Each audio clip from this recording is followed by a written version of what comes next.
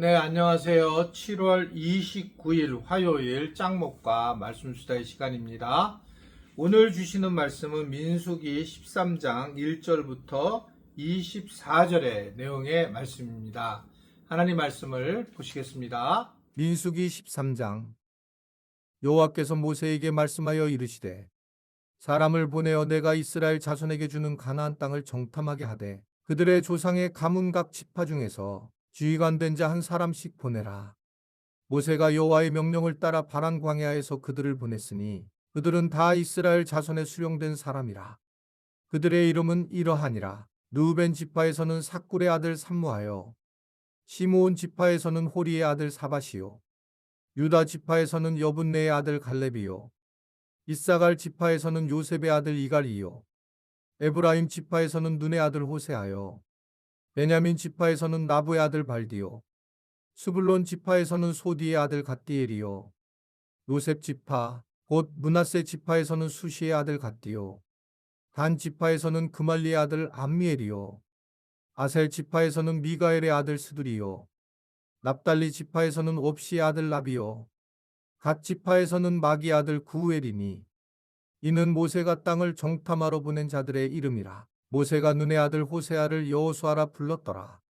모세가 가나안 땅을 정탐하러 그들을 보내며 이르되 너희는 네겝길로 행하여 산지로 올라가서 그 땅이 어떠한지 정탐하라. 곧 그 땅 거민이 강한지 약한지 많은지 적은지와 그들이 사는 땅이 좋은지 나쁜지와 사는 성읍이 진영인지 산성인지와 토지가 비옥한지 메마른지 나무가 있는지 없는지를 탐지하라. 담대하라. 또 그 땅의 실과를 가져오라 하니 그때는 포도가 처음 익을 즈음이었더라.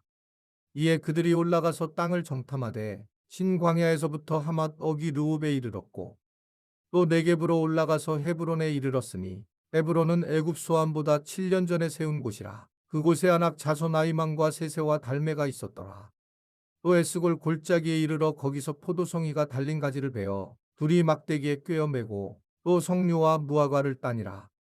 이스라엘 자손이 거기서 포도를 베었으므로 그곳을 에스골 골짜기라 불렀더라.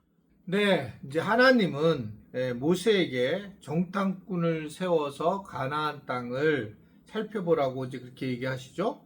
그러자 12지파에서 한 사람씩 지도자를 뽑아서 정탐꾼을 이제 세우게 됩니다. 사실은 가나안 땅 자체가 하나님이 이미 오래전부터 약속을 하시고 인도하신 장소이기 때문에 정탐꾼이 이제 필요가 없는 곳이었는데, 그리고 어떻든 믿음으로 가지고 나아가라고 했지만, 이들은 결국 땅을 정탐하기를 원했습니다. 그래서 하나님도 그들에게 허락하시고 확신을 가지도록 그렇게 이제 기회를 주게 되었던 것입니다. 뭐 여러 가지 그런 상황이 있지만 결국 인간적인 그러한 모습들로 이제 확인을 하기를 원했던 것이 나중에 보면 오히려 이것이 마이너스가 되는 상황이 되는 것을 볼 수가 있습니다.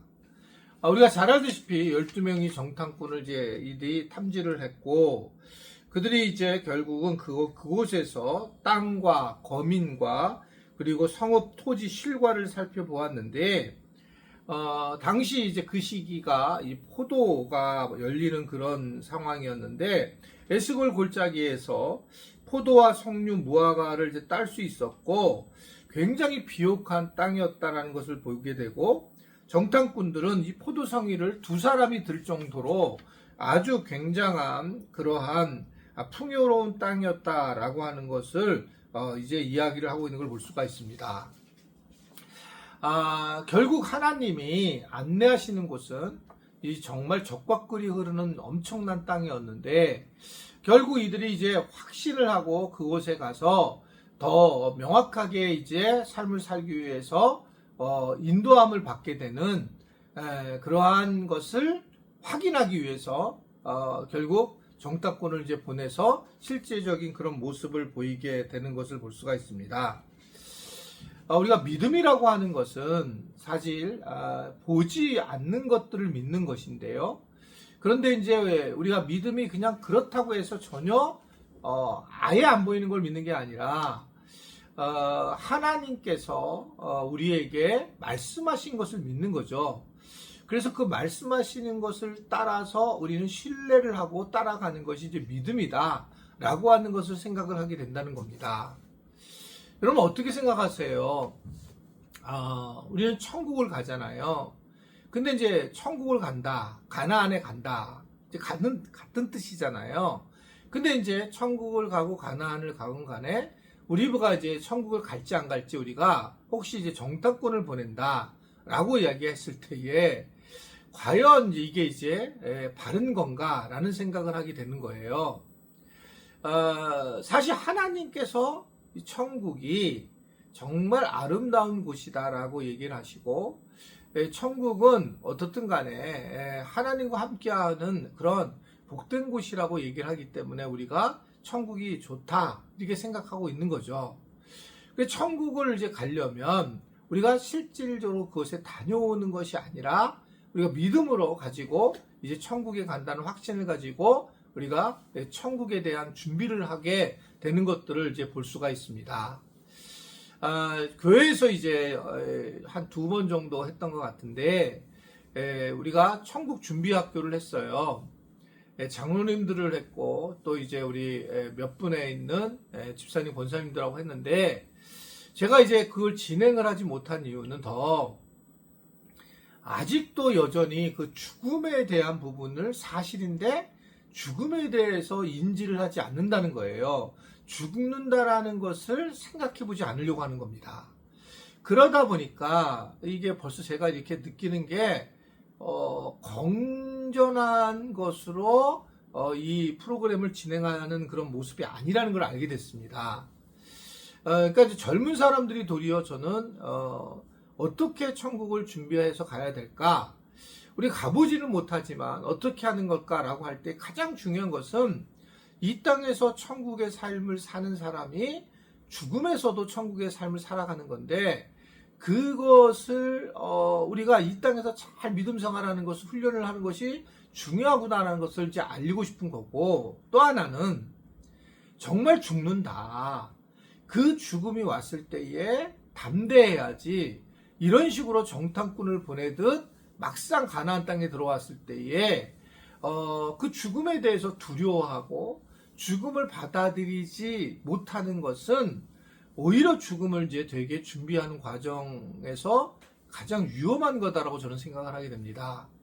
물론 이 죽음이 두렵겠죠. 이게 뭐 우리가 천국을 간다고 해도 어떤 상황이 될지를 모르기 때문에 두려움이 있을 수도 있겠지만, 그럼에도 불구하고 내가 한번 죽음에 대한 것을 준비를 하고 자기가 또 어떻게 죽어야 될지를 이 장례를 미리 준비하는 것은 오히려 죽음을 이겨내는 그런 부분이라고 저는 생각을 하고 있어요. 이제 그 프로그램의 핵심이 뭐냐면, 내가 장례식 때에 어떻게 옷을 입고 어떤 말을 나누고 또 어떻게 찬양을 하고 어떤 식으로 나의 장례식을 꾸밀까, 이 부분이 이제 중요한 거거든요.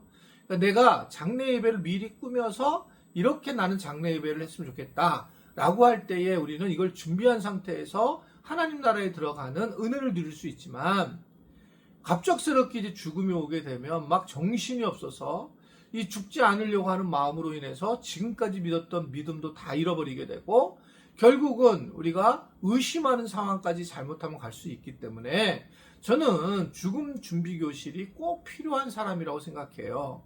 그래서 아무쪼록 우리 지체들도 기회 닿으면 최 전도사님이라든지 이렇게 이야기를 좀 하고 싶다, 이렇게 몇 분만 얘기를 하면 이것을 우리가 책으로 이제 만들어서 준비를 했었잖아요. 그러니까 그것이 이제 잘 진행될 수 있을 거라고 생각을 하게 됩니다. 아무쪼록 우리가 주님이 주신 그런 말씀에 따라 믿음으로 살아가는 것이 중요하고, 그러한 삶을 우리가 살아갈 수 있는 이 믿음을 갖는 우리 지체들이 되기를 바라고, 죽음도 잘 준비해서 오히려 그 준비가 죽음을 이겨내가는 그런 은혜가 우리에게 있기를 주님의 이름으로 부탁을 드립니다. 기도하겠습니다. 하나님 아버지, 오늘도 이 말씀을 잘 듣고 이러한 하나님의 뜻이 있는 가나안 땅인데도 불구하고 의심하는 듯이 정탐꾼을 보냈던 것처럼 우리도 이제 죽음을 앞두고 죽음에 대한 두려움으로 인해서 오히려 죽음을 무서워하며 죽음에 대한 의구심을 가질 수가 있습니다. 주님, 우리 지체들은 죽음을 잘 준비해서 언제든지 죽음이 우리에게 가까이 왔을 때에 하나님 나라에 돌아간다는 것을 확신하며 흔들리지 않는 믿음을 모두 가질 수 있도록 도와 주옵소서. 예수님의 이름으로 기도드리옵나이다. 아멘.